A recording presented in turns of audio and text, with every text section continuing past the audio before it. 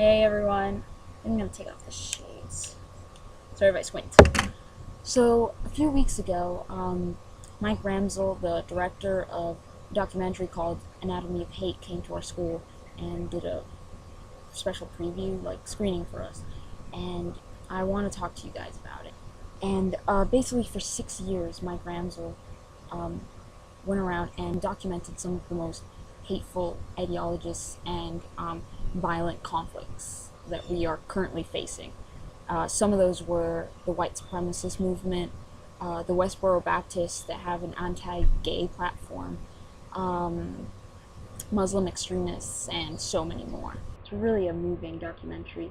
It shows you the horrible reality that is hate, just blatantly not wanting these people to be around. Like, for example, white supremacists just blatantly hating anybody who is not like them, anyone who is not white, who's a minority. The Westboro Baptists just basically go around and protest gays. They genuinely believe that it's completely immoral, completely wrong, and that anyone who associates with them is going to hell. They were actually protesting this movie on our campus when he came to do the screening. But what I liked best about this film was that he didn't just attack their ways of thinking or their beliefs. He just showed you the emotions and psychological reasoning behind their hatred in a really profound way. He puts you right in the middle of Nazi rallies, of anti-gay protests, war zones. It's just, you're right in the middle of it, and when you're right in the middle of it, you can see it from a completely different perspective.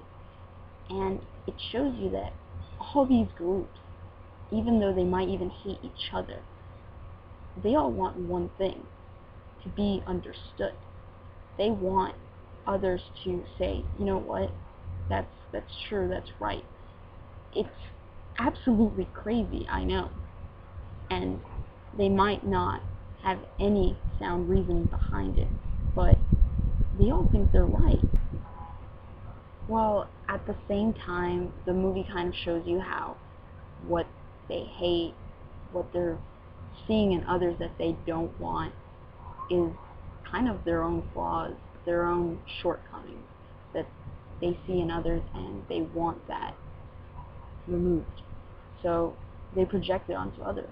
They project all that hatred that they have for something in their own life, and they project it onto others.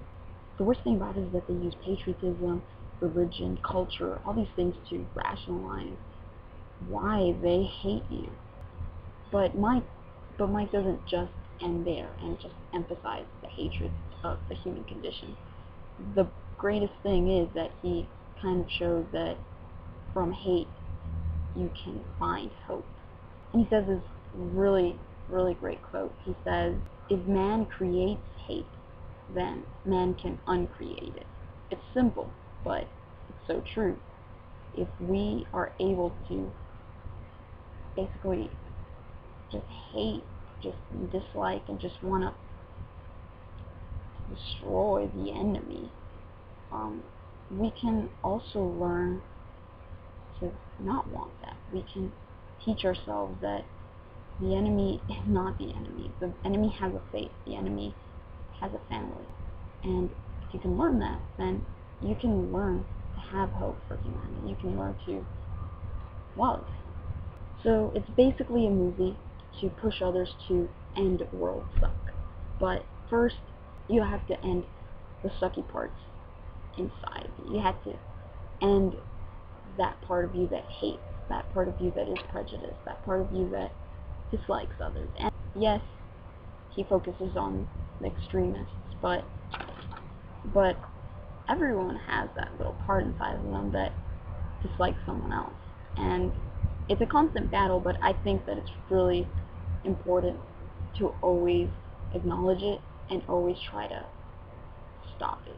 So end world suck by ending the sucky parts about you.